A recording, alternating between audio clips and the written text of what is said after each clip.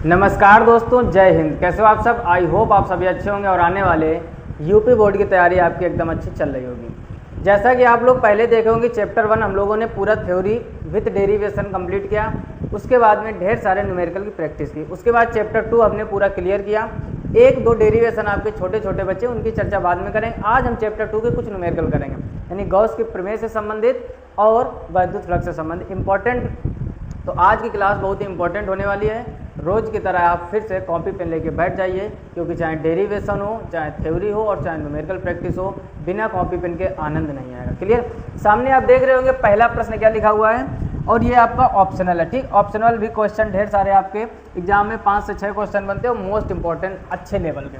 जैसे सबसे पहले आप देख रहे होंगे लिखा हुआ है वैद्युत फ्लक्स का मात्रक क्या है। तो कुछ डिटेल में चर्चा करेंगे हम लोग, केवल ऑप्शन नहीं भागेंगे, केवल भागने से काम नहीं बनेगा। क्या लिखा हुआ है? वैद्युत फ्लक्स। तो आप जानते हो वैद्युत फ्लक्स ई से होता है। फार्मूला क्या होता है? वैद्युत फ्लक्स बराबर ई ए कॉस थीटा।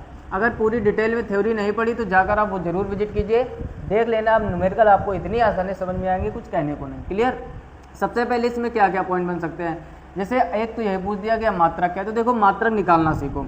यहाँ पर एक चीज़ समझो, थीटा तो एक तरह से कांस्टेंट होता है। अगर हमें फाई का मात्रक निकालना है, हमें किसका मात्रक निकालना है? फाई का। और जैसे हम लिख रहे हैं ऐसे ही आप लोग लिखोगे अपनी कॉपी में। फाई का मात्रक निकालना है तो पहले निकालोगे ई का मात्रक, और फिर किसका मात्रक? ए का मात्रक। इतनी बात समझ में आई कि नहीं? अगर हमें वैद्युत फ्लक्स का मात्रक निकालना है, यानी फाई का मात्रक, तो पहले हम लोग ई का मात्रक निकालेंगे और फिर ए का मात्रक। तो अब यहाँ पर आप समझोगे फाई का मात्रक क्या हो जाएगा। ध्यान से समझना है कि एक चीज़ को, तो इसको ई को कहते हैं क्या? वैद्युत क्षेत्र की तीव्रता। तो इसका मात्रक होता है न्यूटन प्रति कूलाम, और ए होता है आपका क्षेत्रफल, तो इसका मात्रक हो जाएगा मीटर स्क्वायर। तो अब अगर कंबाइंड दोनों की बात करें तो ये हो जाएगा न्यूटन मीटर स्क्वायर प्रति कूलाम। यानी वैद्युत फ्लक्स का मात्रक क्या निकल के आ गया? ध्यान से एक एक चीज़ को समझो। वैद्युत फ्लक्स का मात्रक क्या निकल के आ गया? न्यूटन मीटर स्क्वायर प्रति कूलाम। अब आप एक चीज़ गौर करो कि क्या कहीं आपको पहला, दूसरा, तीसरा, चौथे में कहीं न्यूटन मीटर स्क्वायर प्रति कूलाम मात्रक मिल रहा है? नहीं मिल रहा है। तो इसका मतलब ये समझ जाओ आप कि वैद्युत फ्लक्स के 2 मात्रक होते हैं। अब दूसरा वाला कैसे निकालोगे? ध्यान से समझो। दूसरा पॉइंट होता है, अगर हम यहाँ पर लिखें फाई का मात्रक, जिस तरीके से हम आपको पढ़ा रहे हैं फिजिक्स ऐसे ही पढ़ो।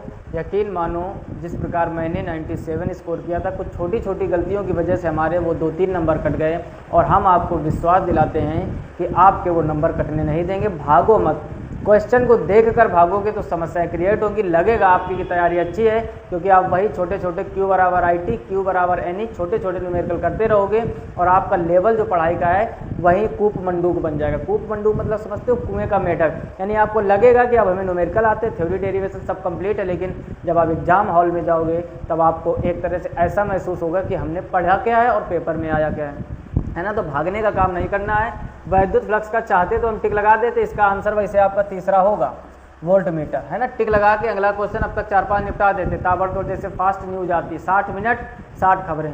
बेटा अगर ऐसे करोगे तो हो सकता है कि नंबर अच्छे आ भी जाएं, लेकिन आगे चल के इतनी परेशानी होने वाली। अभी आप देख रहे हो रेलवे रिफॉर्म्स के नाम से क्या ड्रामा मचा हुआ है। 63 लाख फॉर्म पड़ा है, 3-4 हज़ार वैकेंसी आई 5 वर्ष बाद। कंपटीशन भारत में इस लेवल का है बेटा, अगर मजबूत नहीं होगे, चाहे वो मैथ हो, चाहे फिजिक्स, चाहे इंग्लिश, अगर आप मजबूती से नहीं पढ़ोगे तो आने वाले समय में इतनी परेशानियां झेलनी पड़ेंगी, कुछ कहने के लिए नहीं। तो उन बातों का विशेष ख्याल रखो। अभी आप एक कदम अपने जीवन का कक्षा 10 का चढ़कर आए हो, अभी आप दूसरे कदम पर पैर रखने जा रहे हो आने वाली फरवरी में, है ना। अभी बहुत संघर्ष बाकी, अभी आपने कुछ भी सफ़र नहीं तय किया, अभी लाखों किलोमीटर तय करना है। ठीक, तो ध्यान से समझते हुए चलो। फाई का मात्रक, अब यहाँ पर हमें एक ई का मात्रक लिखना है, एक ए का मात्रक। हमने क्या लिखा? पहले आप ई का मात्रक लिखोगे और फिर ए का मात्रक, यही तो बताया। तो अब आपके मन में विचार आ रहा होगा कि ये कहानी बदल क्यों रही है। तो एक का मतलब मेन ये है, इसका मतलब क्या है मेन, क्योंकि आपका जो ये नीचे वाला है ई का मात्रक, इसके डबल मात्रक होते हैं। एक तो होता है न्यूटन प्रति कूलाम और एक होता है वोल्ट प्रति मीटर। अब ध्यान से समझना।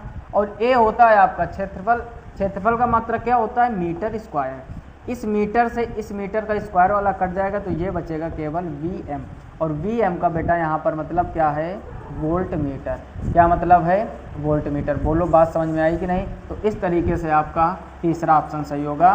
दोनों पॉइंट लिख लीजिए, ये भी दे सकता है न्यूटन मीटर स्क्वायर प्रति कूलाम और ये भी दे सकता है वोल्ट मीटर।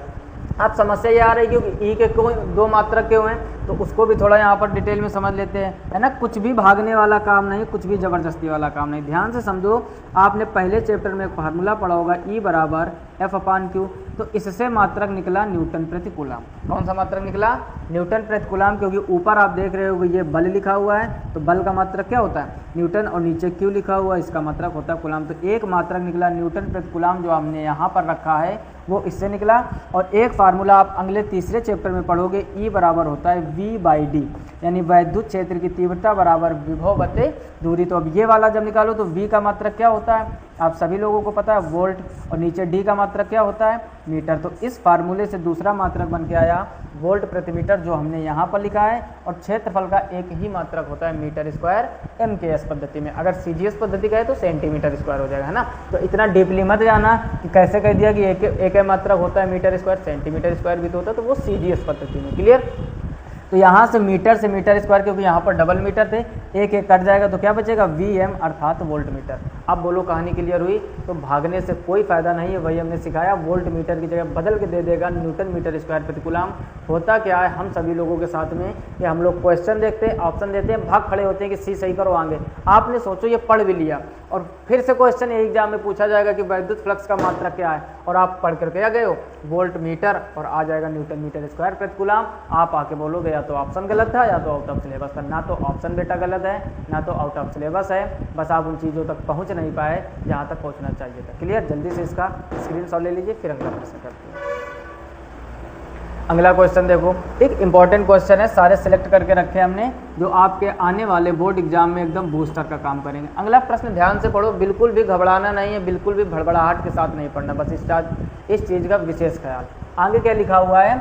एक समतल पृष्ठ का क्षेत्रफल। गौर करो, आप क्षेत्रफल दिया गया है, क्षेत्रफल को A से डिनोट करते हैं, यानी ये हो जाएगा 2.1 मीटर स्क्वायर। क्या हो जाएगा? 2.1 मीटर स्क्वायर। यह एक समान विद्युत क्षेत्र E, एक समान विद्युत क्षेत्र E का मान दिया गया है क्या? 4.2 × 10⁻² न्यूटन प्रति कूलाम। ठीक, देखो यहाँ पर मात्रा क्या दिया? न्यूटन प्रति कूलाम। वोल्ट प्रति मीटर भी दे सकता है।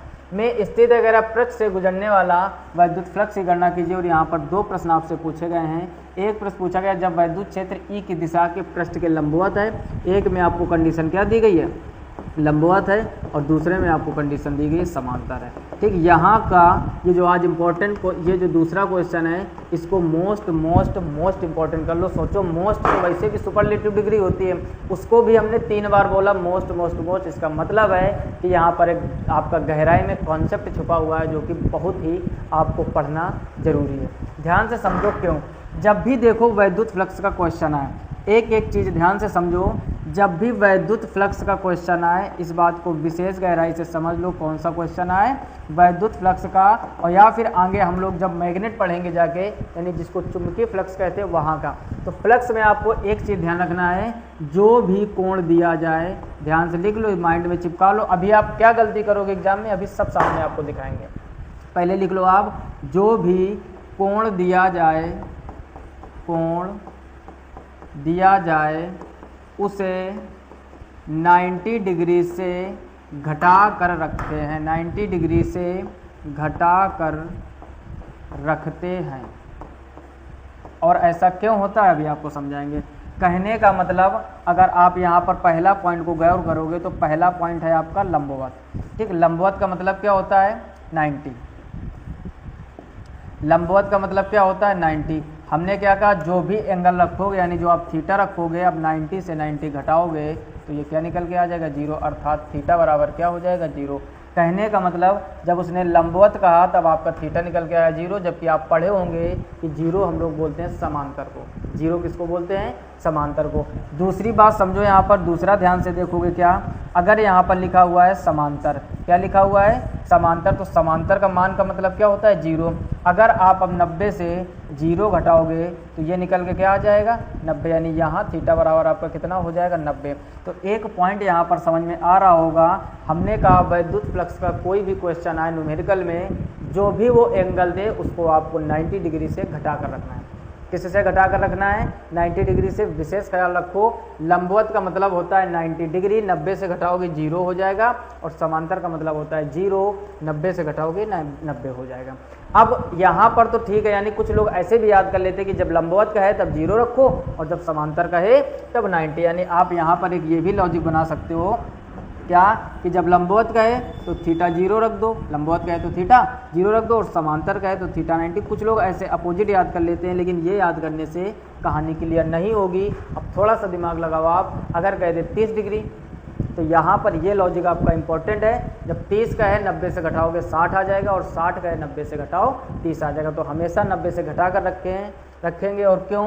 क्योंकि जो आपका थीटा होता है ये क्षेत्रफल सदिश, ध्यान से समझना, यह क्षेत्रफल सदिश और बल रेखाओं के बीच का कोण होता है, बीच का कोण होता है। बात पल्ले पड़ी, कहने का मतलब ये जो थीटा होता है आपका, ये क्षेत्रफल सदिश और बल रेखाओं के बीच का कोण होता है। इस वजह से हमेशा 90 डिग्री से घटा कर रखते हैं। क्षेत्रफल सदिश मतलब समझते हो, जैसे ये हथेली है, ये 90 डिग्री हो गया, तो क्षेत्रफल सदिश और बल रेखाओं के बीच का कोण कितना हो गया 90। तो जब भी आप एंगल निकालोगे तो 90 से घटा कर रखोगे। पॉइंट क्लियर हुआ कि नहीं? लिख लीजिए वीडियो को बीच में रोक कर, या फिर अगर कॉपी पेन नहीं लेके बैठे हो तो जल्दी से इसका स्क्रीनशॉट ले लो। क्लियर? अब हम करते हैं प्रश्न, ध्यान से समझना, बाकी चीज़ें यहाँ से हटा देते हैं। ठीक, इतनी चीज़ें ये सारी आपने लिख ही लिया होगा और या फिर स्क्रीनशॉट ले लिया होगा। अब क्वेश्चन की चर्चा करते हैं, समझो ध्यान से। क्वेश्चन क्या था आपका? ए का मान दिया, ई का, कह रहा है पृष्ठ से गुजरने वाले वैद्युत फ्लक्स की गणना कीजिए। अब देखो पहला प्रश्न लगाओ। पहला प्रश्न क्या दिया गया है आपको? लंबवत। बस यहाँ पर आपको एंगल मेन चीज़ है, निकालो। तो लंबवत का वैसे तो मतलब क्या होता है 90, लेकिन थीटा हमने क्या कहा, हमेशा 90 से घटा कर रखोगे तो 90 से 90 कट जाएगा, थीटा बराबर क्या आ जाएगा 0। अच्छा, फार्मूला क्या होता है वैद्युत फ्लक्स का? तो जब भी आपको न्यूमेरिकल लगाना हो तो लिखोगे वैद्युत फ्लक्स क्या होता है, phi E equal vector E dot A vector. क्या होता है? वैद्युत फ्लक्स बराबर वैद्युत क्षेत्र की तीव्रता इनटू क्षेत्रफल। तो ये हो जाएगा फाई ई इक्वल वैद्युत क्षेत्र कितना दिया गया है 4.2 गुणा 10 की घात प्लस की 2 इंटू, अब देखो ध्यान से, इसको अगर हम थोड़ा और आगे अच्छा लिखना चाहें तो उसको हम लोग लिख सकते हैं ई ए कॉस थीटा, क्योंकि थीटा होगा तभी तो आप थीटा रख पाओगे, यानी इसको बोलते हैं हम लोग अदिश गुणा। अगर इसी के बीच में जैसे ये डॉट लगा है तो इसको बोलते हैं अदिश गुणा, अगर यही ऐसे क्रॉस बना होता तो ये होता है सदिश गुणा। ये क्या होता है? सदिश गुणा। और ऐसे डॉट बना हो तो उसको हम लोग क्या कहते हैं? अदिश गुणा। इतनी बात समझ में आई?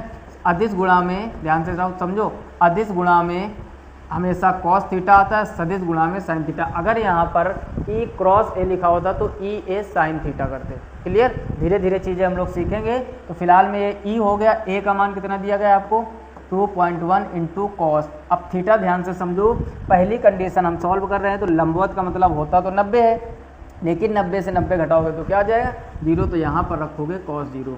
अब ये आ जाएगा फाई ई इक्वल, इसका गुणा करो, 21 का गुणा 2 में करोगे तो 21 दूनी 42 का 2 हासिल 4, 21 चौको 84 और 4 कितना हो जाएगा 88, और एक अंक पे दशमलव ये, एक अंक पे ये, तो दशमलव कितना लग जाएगा 2 अंक पे, और घातें कितनी है 10 की घात 2, और cos 0 का मान मैथमेटिक्स में आपने पढ़ा होगा 1 होता है। तो फाइनल आ जाएगा फाई ई बराबर 8.82 गुणा 10 की घात 2। अब इसके मात्रक फिर से वही अभी पहले मात्रक सीखा था, तो इसका मात्रक एक तो आपका वोल्ट मीटर होता है, और अथवा लिख सकते हो न्यूटन मीटर स्क्वायर प्रति कूलम। 2 मात्रक हमेशा जब भी न्यूमेरिकल लगाओ दोनों मात्रक लिखो, तो बार बार चीज़ें लिखोगे, प्रैक्टिस होगी। ठीक, अब करते हैं हम लोग दूसरा क्वेश्चन। ये तो हो गया आपका पहला।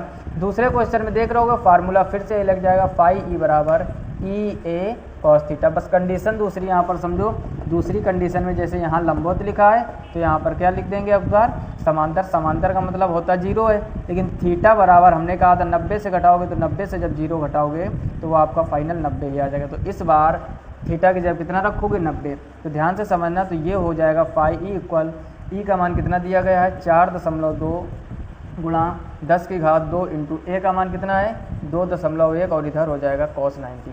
अब एक यहाँ पर स्मार्ट वर्क कर सकते हो, cos 90 का मान क्या होता है 0, और 0 में किसी भी संख्या का गुणा कराओगे तो फाइनली जो इसका फाई ई आने वाला है वो क्या होगा 0। तो ये बात, इसमें कॉन्सेप्ट कितना गहरा छिपा था। गलती आप क्या कर सकते थे कि जब भी आप देखते लंबवत तुरंत आप 90 रख देते, और जब देखते समांतर 0 रख देते, जबकि हो उल्टा रहा है। उल्टा का मतलब बस ये याद रखो कि जो भी एंगल हो वो हमेशा 90 से घटा कर रखेंगे। पॉइंट क्लियर हो गया होगा, जल्दी से इसका स्क्रीनशॉट ले लीजिए। अगला देखिए क्वेश्चन नंबर 3 है ना, एकदम सिलेक्टेड क्वेश्चन है, आपका दिमाग एकदम दिल को छू जाएंगे ऐसे क्वेश्चन। अगला इसको सॉल्व करेंगे, ध्यान से समझना आप एक एक चीज़ को। लिखा है एक समान विद्युत क्षेत्र सदिश। अब देखो ए का मान क्या दिया गया है 2i cap plus 3j cap minus का 4k कैप, ठीक, ये वेक्टर मान लो। और इधर दिया गया है a बराबर 8j कैप। कह रहा से गुजरने वाले फ्लक्स की गणना कीजिए। इसमें भी आपसे फाई पूछा गया है, तो फाई ए बराबर हमने क्या बताया vector E dot A vector. इस पर भी चाहो तो आप वेक्टर ऐसे लगा सकते हो, ठीक। एक ये भी फार्मूला होता है आपका, इसी का तो बार बार यूज कर रहे हैं। अब ई ए कॉस थीटा, अब देखो यहाँ थीटा की तो चर्चा की नहीं गई है, तो जो वैल्यू आपको दी गई है वो रख दीजिए। ई का मान आपको दिया गया है क्या 2i cap plus 3j cap minus 4k cap, clear. और यहाँ पर डॉट लगा है, डॉट लगा तो ए का मान कितना है 8j कैप। अब इस प्रश्न को आप ध्यान से समझो, जो लोग मैथमेटिक्स लिए हैं, आगे हम लोग सदिश बीजगणित वाला जब चैप्टर पढ़ेंगे आगे क्लास 12 की मैथ में सेकंड पार्ट में है जो आपका, वहाँ ये चीज़ें ढेर सारी आपको देखने को मिलेगी। फिलहाल पर यहाँ पर समझ लो कि हमेशा सेम शकल का गुणा करवाते हैं। जैसे आप देख रहे होगे यहाँ पर क्या है जे, और यहाँ पर जे वाला कौन सा पार्ट है, तो बस जे वाले का जे वाले में गुणा करा देंगे तो 3j और डॉट क्या हो जाएगा 8j, ठीक। इसका गुणा करा दो, 8 का गुणा 3 में कराओगे तो 8 3 कितना हो जाएगा 24, और जे डॉट जे का मान 1 होता है, तो फाइनल आंसर इसका कितना आ जाएगा 24। इसके मात्रक लिख दो, क्या न्यूटन मीटर स्क्वायर, क्या क्या मात्रक होते हैं न्यूटन मीटर स्क्वायर प्रति कूलम अथवा वोल्ट मीटर। बोलो कोई समस्या, एकदम समस्या नहीं होनी चाहिए। जब भी आई जे के रूप में क्वेश्चन आए तो आपको बस शकल मिलानी है। आपने देखा क्या यहाँ भी जे वाला लिखा है तो जे का जे वाले में गुणा करा दो, अगर यहाँ के होता तो इसमें गुणा कराते, अगर यहाँ आई होता तो इसमें गुणा कराते, और जे था तो इसमें गुणा कराए, बाकी 0 0 हो जाएंगे। यानी कहने का मतलब जो चीज़ नहीं होती इसको हम 0i प्लस 8j प्लस 0 के मान सकते, तो 0 का गुणा 2 में कराते वो भी 0 हो जाता। अगले जो k के साथ 0 होगा उसका 4 के साथ गुणा कराते वो भी 0 हो जाता। तो ज़्यादा डिटेल में नहीं करते आप, बस ये देखो शकल किसकी बैच करें, उन डिजिट का गुणा करा दो, क्लियर। इसको भी नोट कर लीजिए, जल्दी से स्क्रीनशॉट ले लीजिए। अगला प्रश्न देखिए क्वेश्चन नंबर 4, इसी टाइप का मिलता जुलता क्वेश्चन है, इसको सॉल्व करने का प्रयास कीजिए। एकदम सरल क्वेश्चन है। क्या लिखा हुआ है ई बराबर 2i cap plus 4j cap plus 7k cap में रखने पर पृष्ठ। अब देखो यस बराबर अगला क्या मान दिया गया है 10j, तो यस दे दे या फिर ए दे दे उससे कोई मतलब नहीं, आपको फार्मूला क्या लगाना है फाई ई बराबर, अब इस रूप में लिख लीजिए वेक्टर ई और वेक्टर एस, ठीक। उस रूप में था ए के रूप में तो उस रूप में लिख लो, इस रूप में है तो इस रूप में लिख लीजिए। अब तो आप समझ ही गए होंगे, कुछ लोगों का तो हो भी गया होगा। इसको क्या लिखोगे 2i cap plus 4j cap plus 7k cap, और यहाँ पर डॉट लगा दोगे, और यस क्या है 10j कैप। हमने अभी आपको क्या सिखाया, सेम शकल वालों का मल्टीप्लाई करवा दो। अब देखो यहाँ पर 4j लिखा हुआ है, यहाँ पर 10j लिखा हुआ है, तो 4j और डॉट लगा दो और 10j। कुछ लोग डायरेक्ट कर दिए होंगे 40, अब एकदम डायरेक्ट ना करो, कुछ तो लिख के आओ 10 × 4 40, और यहाँ पर इसका मात्रक क्या हो जाएगा, बोलो खुद से बोला करो न्यूटन मीटर स्क्वायर प्रति कूलम या फिर वोल्ट मीटर, क्लियर। तो ये इसका फाइनल आंसर हो जाएगा। बोलो अब इस टाइप का कर लोगे, इसको भी वेरी इंपॉर्टेंट कर लीजिए, आपके एग्जाम में बन सकता है, कोई दो राहें नहीं है, क्लियर। जल्दी से इसका स्क्रीनशॉट ले लीजिए।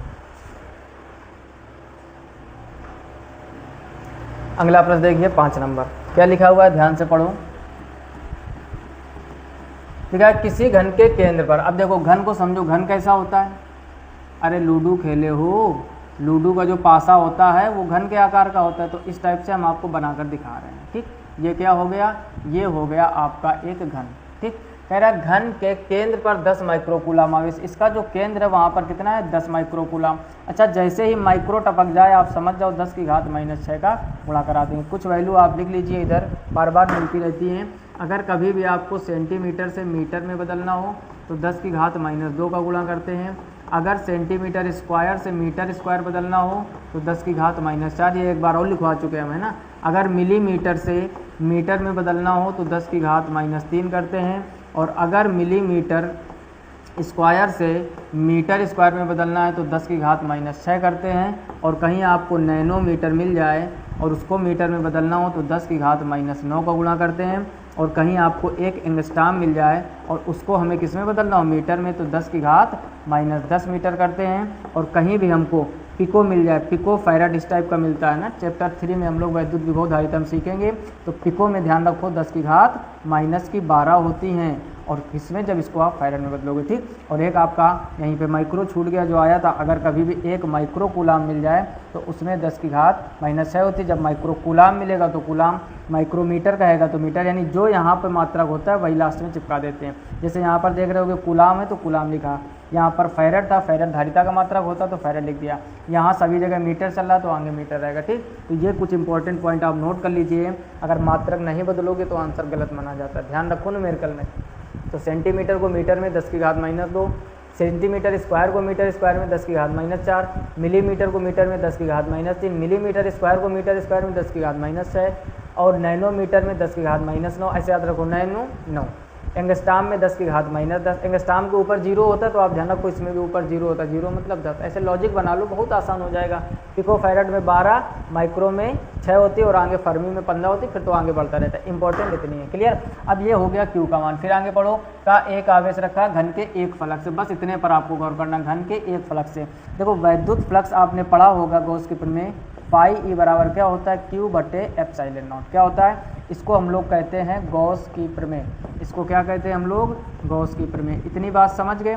अब देखो जो लूडो होता है उसमें फलक कितनी होती हैं, 6 फलक, कितनी होती हैं, 6 फलक। अब देखोगा यार, कहने का मतलब जो आपका घन होता है ये क्या है, घन, घन में 6 फलक होती है। अगर लूडो का पासा आप देखे होगे तो उसमें 1 से लेकर 6 तक काउंटिंग लिखी होती है, तभी तो हम लोग जो 1 आता है उसको पाव बोलते हैं हमारे यहाँ पे, फिर 2, 3, 4, 5 और लास्ट में 6, यानी ज़्यादा से ज़्यादा उसमें फलक कितनी होती हैं, 6। और जब भी आपसे एक फलक के लिए आज क्वेश्चन पूछे, ध्यान से समझो, इंपॉर्टेंट बनता है। ज़्यादातर स्टूडेंट फाई ई बराबर क्यू बटे एप्सिलॉन नॉट लगा कर आते हैं, ज़्यादातर मेजोरिटी में, और सभी लोग गलत करके आते हैं। जब हमेशा ध्यान रखो, जब भी आपसे कहे एक फलक के कारण तो हमेशा फार्मूला लगाना है फाई ई बराबर क्यू बटे 6 एप्सिलॉन नॉट।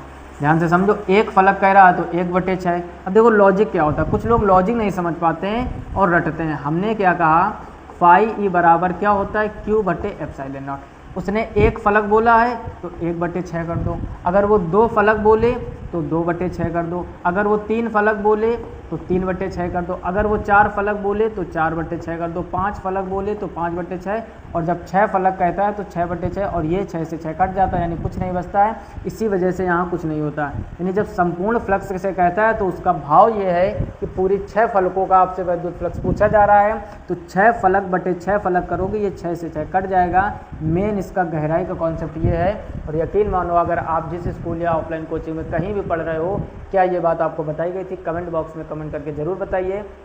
पूरा विश्वास है कि ज़्यादातर केसों में नहीं बताया जाता है, आपको लिखवा दिया जाएगा। जब घन से पूछे तो क्यू बटे 6 एप्सिलॉन नॉट वाला कॉन्सेप्ट नहीं बताया जाएगा, क्यू बटे एप्सिलॉन नॉट, क्लियर।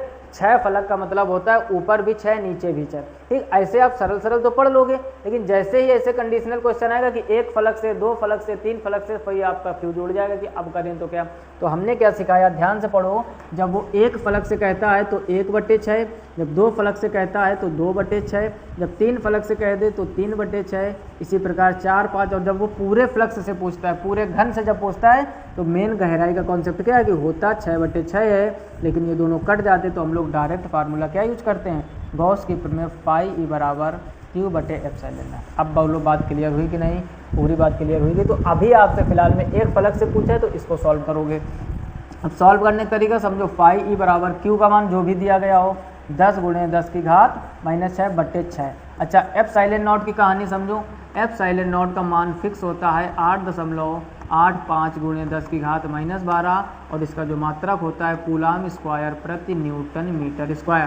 तो ये वैल्यू एकदम फिक्स होती है। जब भी आपको कहीं ये दिख जाए न्यूमेरिकल में, हमेशा यहाँ पर चिपका दो 10 की घात -12, ठीक। ये वाली चीज़ें आपने नोट कर ली होगी, नहीं नोट की तो पहले आप स्क्रीनशॉट ले लीजिए और इसको बाद में नोट कर लेना, क्योंकि अभी फ़िलहाल में हम क्वेश्चन सॉल्व करने की वजह से इसको यहाँ से हटाने जा रहे हैं, क्योंकि हमको चाहिए अभी थोड़ा सा स्पेस, क्लियर। अब देखो यहाँ पर इसको सॉल्व करेंगे तो ये हो जाएगा फाई ई इक्वल, ध्यान से समझना, 2 अंक से दशमलव हटाओगे तो ऊपर 00 हो जाएंगे। कैलकुलेशन को ध्यान से समझो, जिन लोगों की कैलकुलेशन बहुत स्लो है, हम आपको ऐसे तरीके सिखाएंगे, बस आप देखते रहो, बूस्टर लग जाएगा कैलकुलेशन में। हमने क्या बताया, यहाँ से दशमलव हटाओगे ऊपर 2 0 बढ़ जाएंगे, ये 00 ये 0 मिलाकर कितना हो जाएगा 1000, और ऊपर 10 की घात -6 बचा। नीचे समझो 6 × 885 लिखा था, और नीचे जो 10 की घात -12 है, इनको ऊपर ले जाओ, प्लस की 12 हो जाएंगे। समझ रहे हो कि नहीं, समझते हुए चलो एकदम। अब अगर हम इसको थोड़ा सा और देखें तो ये हो जाएगा क्या, फाई ई इक्वल ऊपर हो गया 1000 और या फिर एक काम करो, अब क्या करो, इसको सॉल्व करने का प्रयास करो। अगर हम 5 से इसको काटें तो 5 एकम 5 कितना बचा, 3 38 हो गया, 5 सत्ते 35 और फिर 5 सत्ते 35, ऊपर काटोगे तो 5 दूनी 10 कितना आ जाएगा 200, 200 को 2 से काटोगे कितना आ जाएगा 100 और इसको 2 से काटोगे कितना आ जाएगा 3, यानी अब आपका ऊपर बचा 100 और घाते बची प्लस की 6 और नीचे आपका बचा 3 और 177। बोलो यहाँ तक कोई समस्या, कोई समस्या नहीं होगी। अब हो जाएगा ये फाई ई इक्वल ऊपर 100 है, 100 बना रहने दो और नीचे आप 3 का गुणा 177 में कर दो, 7 का गुणा 3 में करोगे 21 का 1 हासिल 2, फिर 7 यहाँ 21 और 2 23 का 3 हासिल 2 और 3 एकम 3 और कितना हो जाएगा 2 हासिल का 5। अब देखो नीचे 531 ऊपर 100 है और घाते कितनी है 10 की घात प्लस की 6। अब आपको एक काम क्या करना है कि यहाँ का एक जीरो बढ़ा लीजिए, उधर एक जीरो कम कर दीजिए। ये बात पल्ले पड़ी या नहीं, हमने क्या किया 100 में भाग जाएगा नहीं तो इसका एक जीरो उधार ले लिया, घाते 6 थी 5 लिख दी। 531 का भाग 1000 में दोगे तो फाई ई बराबर ये कितनी बार जाएगा, एक बार 531। अब उधर कितना बचेगा 469, उधर कितना बचेगा 469। अब यहाँ पर अगर आप दशमलव लगा दोगे तो यहाँ बढ़ जाएगा 0, यानी ये हो गया 4690। अब 5 का भाग दोगे तो 5 9 45 होता है लगभग, तो ये लगभग 8 बार जाएगा। ठीक, तो 1.8 और इंटू 10 टू द पावर 5, तो वैद्युत फ्लक्स ये निकल के आ जाएगा। ठीक, और भी एक अंक तक आगे कर लो, इसे दशमलव के बाद एक अंक तक पर्याप्त है। और इसका मात्रक आप सभी लोग जानते हो, न्यूटन मीटर स्क्वायर प्रति कूलाम या फिर क्या होता है वोल्ट मीटर। बोलो यहाँ तक कोई समस्या, बहुत ही आसान न्यूमेरिकल था, बिल्कुल डिटेल से समझाया है। एक फलक का मेन लॉजिक था, इस वजह से क्वेश्चन हमने इसको यहाँ पर सिलेक्ट किया। जब एक फलक से पूछे तो 1/6, 2 फलक से पूछे तो 2/6, 3 फलक से पूछे, वैसे इतना डीपली क्वेश्चन नहीं बनता है, लेकिन आपका जब संपूर्ण फलक से पूछता है संपूर्ण घन से तो Q/ε0 हम लोग ये डायरेक्ट क्यों यूज करते हैं, क्योंकि 6/6 करोगे वो कट जाएगा। क्लियर हुई बात कि नहीं, जल्दी से इसका स्क्रीनशॉट ले लीजिए। अगला क्वेश्चन ये ऑप्शनल है आपका, 6 नंबर दिख रहा होगा। अब देखो बड़ी आसानी से कर पाओगे, क्या लिखा हुआ है, एल भुजा के एक घन है, उसी टाइप से फिर से आप बना लीजिए एक घन। और कुछ लोगों का तो हो गया होगा, कॉन्सेप्ट मजबूत है तो आप बहुत बड़ी से बड़ी जंग जीत सकते हो। समझो ध्यान से, ये आपका एक क्या हो गया घन, ये क्या हो गया घन। कह रहा है एल भुजा, तो इसकी एल भुजा तो घन के सभी फलकें बराबर होती, चारों तरफ बराबर होता है, ये सब आप एल लिख दीजिए। ठीक, कह रहा है केंद्र बिंदु पर आवेश प्लस क्यू रखा, इसके कहीं केंद्र बिंदु पर आवेश जो है वो क्या रखा हुआ है प्लस क्यू। फिर क्या कह रहा है घन के एक तल से, गौर करो क्या लिखा हुआ है एक तल से, तो हमने कहा एक तल का है तो नीचे 6 ढूंढो, तो Q/6ε0, यानी वैसे गॉस की प्रमेय क्या होती है, फाई ई बराबर Q/ε0। और जैसे उसने एक फलक बोला तो एक ऊपर और 6 नीचे, एक का गुणा क्यू में करोगे तो वो क्यू रहेगा, तो नीचे हो जाएगा 6ε0, तो ऑप्शन बी इसका एकदम सही हो जाएगा। बोलो कठिन लगा क्या, एकदम आसान हो गया ना, इसको नोट कर लीजिए। अगला देखो प्रश्न, क्वेश्चन नंबर 7 लिखा हुआ है, ये भी इंपॉर्टेंट क्वेश्चन है, बहुत ही अच्छा क्वेश्चन सेलेक्ट किया है।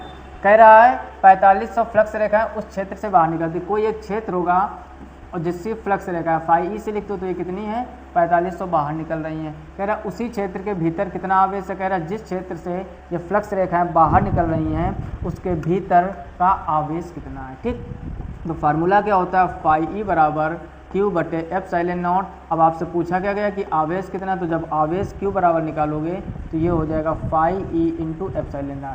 बोलो इतनी बात समझ में आई या नहीं, आई होप आपको आ गई होगी अच्छे से। फाई ई बराबर यानी इसमें भी हम लोग लगा देंगे गॉस की प्रमेय, क्योंकि आपने चैप्टर का नाम ही सुना होगा गॉस की प्रमेय, और उसी से रिलेटेड ये न्यूमेरिकल है। क्लियर, तो अब हमें क्या निकालना है, Q बराबर, तो फाई ई का मान कितना दिया गया है आपको 4500, और अभी फिर वही आ गया ना, हमने कहा इसको रट लीजिए, निर्वात की विद्युतशीलता बोलते हैं इसको, मान होता है 8.85 10 की घात -12 कूलाम स्क्वायर प्रति न्यूटन मीटर स्क्वायर। मात्रक याद होगा तो विमा निकालने में परेशानी नहीं होगी। जल्दी से इसको रख लीजिए, तो ये हो जाएगा 8.85 × 10 की घात -12। अब देखो जिन लोगों को कैलकुलेशन की समस्या है क्या करोगे, आप 45 का गुणा पहले इसमें करोगे। ठीक, चाहो तो आप रफ में ऐसे कर लो, 885 × 45 करोगे, 5 पंजे 25 का 5 हासिल 2, 8 पंजे 40 और 2 42, 8 पंजे 40 और 4 44, फिर ये हो जाएगा 500 को 20 का 0 हासिल 2, 800 को 32 और 2 34, 800 को 32 और 3 कितना हो जाएगा 35,